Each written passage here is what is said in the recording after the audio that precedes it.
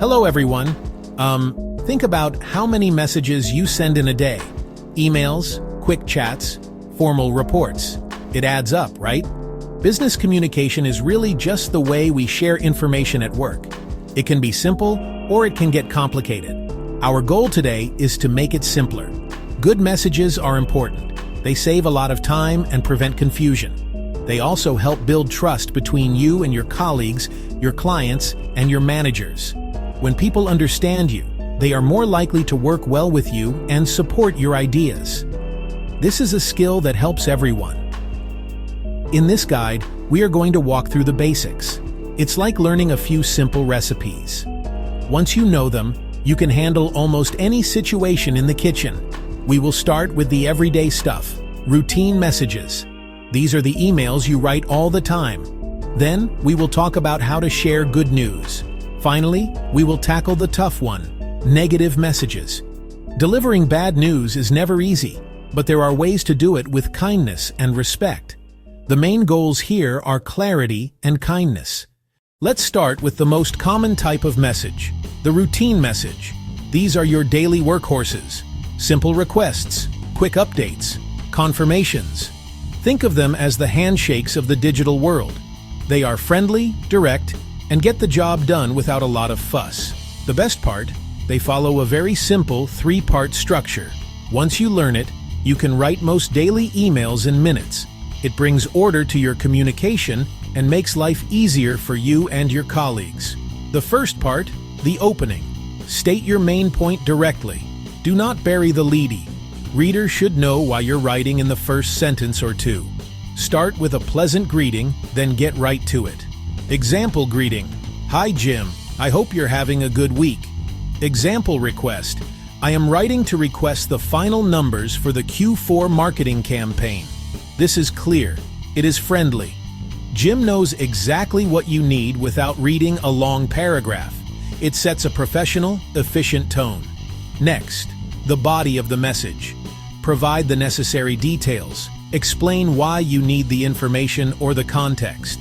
Be specific about deadlines. Be specific about formats. Be specific about any other requirements.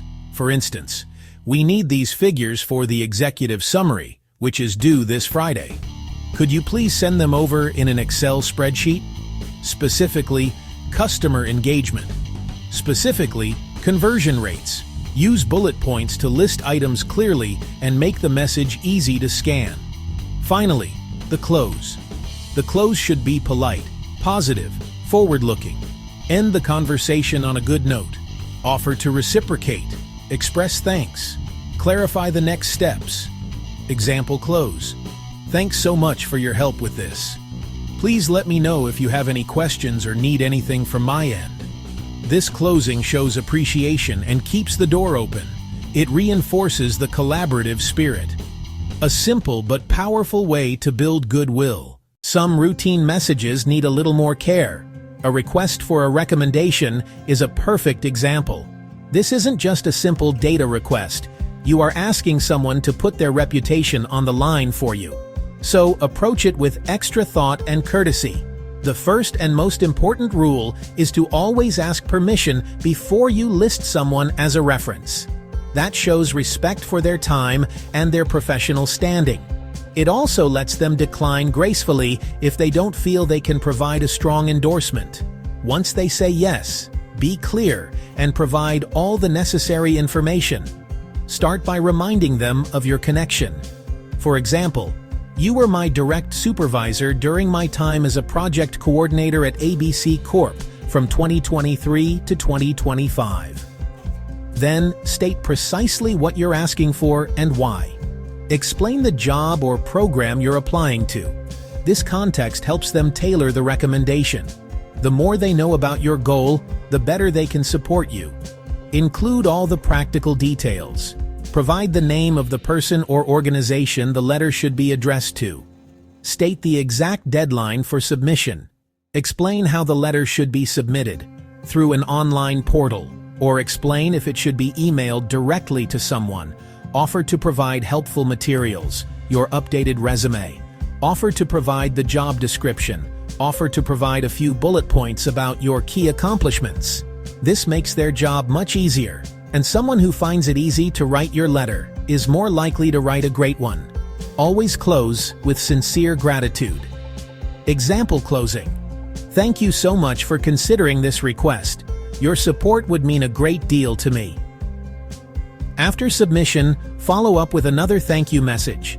Let them know how things went with your application. Keeping them in the loop maintains the relationship. It shows you value their help as mentorship and support. Now let's talk about writing instructions. This is a skill that can save your team from so much frustration. The goal is to write a guide so clear that someone can follow it without needing to ask you a single question. The first step is to think about your audience. What do they already know? What terms might be new to them? You should never assume they have the same background knowledge as you. Start with a brief overview that explains the purpose of the task. If there are any technical terms or acronyms, define them right at the beginning. The core of your instructions should be a series of clear, numbered steps. Break the entire process down into small, manageable actions. Start each step with a strong action verb, like click, enter, attach. This tells the reader exactly what to do. After describing each action, briefly explain the expected result. For example, Step 3. Click the Submit button. A confirmation page will appear with your ticket number. This helps the reader know they are on the right track and builds their confidence. Let's use a common business task as an example. Bank reconciliation. You would start with a clear subject line like, how to complete the monthly bank reconciliation. Your overview would explain that reconciliation ensures our company's financial records match the bank's records. You would define terms like outstanding checks. Step 1. Gather your documents, the bank statement for the month, our company's cash ledger. Step 2. Compare the deposits listed on the bank statement to the deposits recorded in our ledger. Check off each matching item. Step 3. Compare the checks and withdrawals. Mark all the cleared checks in your ledger. List any checks that have not yet cleared as outstanding checks. Step 4. Record any bank service fees or interest earned in your ledger. These are items the bank knows about, but you might not have recorded yet. Step 5. Calculate the adjusted balances for both the bank statement and your ledger. They should now match.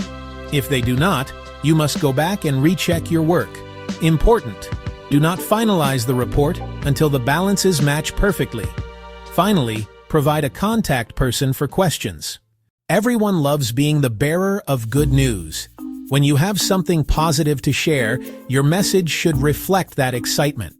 Use the direct approach for good news. Put the main idea, the good news, right in the opening sentence. Do not make people wait for it. Subject line examples. Great news about our new company holiday. Subject line example. Congratulations on the successful project launch. After announcing the good news, use the body to provide relevant details. If announcing a bonus, explain who is eligible, how it will be calculated, and when it will be paid. If promoting a team member, talk about their new role, describe their responsibilities, and say when the change will be effective. Explain the context or background of the news. Share the why behind the good news to make it more meaningful. Tone matters. Be genuinely positive and celebratory. Use enthusiastic, warm language.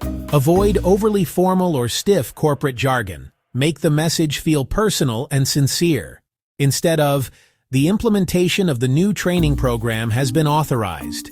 Try, I'm thrilled to announce that we're launching our new employee training program next month. Quick example intro. Imagine announcing a new professional development program. Subject, exciting news. Introducing our new professional development program. Hi team, I am delighted to announce we are launching a new training program starting March 1st. This program will offer a wide range of workshops, online courses, mentorship opportunities. These offerings will help you grow your skills. We believe in investing in our people and are excited to offer this resource. More details on how to sign up will be shared next week. A huge thank you to everyone whose hard work made this possible. Now for the most challenging type of message, delivering bad news. No one likes to write these, but they are an unavoidable part of business. Handling them with care, handling them with honesty, handling them with empathy is crucial for maintaining trust and professional relationships. To do this well, you need a plan. The first step is to think carefully before you write a single word. Consider your audience. Consider your relationship with them. Ask yourself, will this news be a shock? Is the reader likely to be very upset? Your answers will help you choose the right approach. There are two main strategies for delivering bad news: the direct approach, the indirect approach. The direct approach puts the bad news first. Use it when the news is urgent, when the reader prefers directness, when the news is not personally devastating, like a minor policy change. For example, announce a server will be down for maintenance. Get right to the point. The indirect approach is designed to soften the blow. You start with a neutral opening, called a buffer, then provide reasons and context before delivering the bad news. The indirect approach is often better for news that will be emotionally upsetting, turning down a job applicant, turning down a client's request. It works in 4 steps. First, the buffer. Second, the reasons. Third, the bad news. Fourth, the close. You would start with a buffer. Thank you for reaching out to us about your recent purchase. Then, the reasons.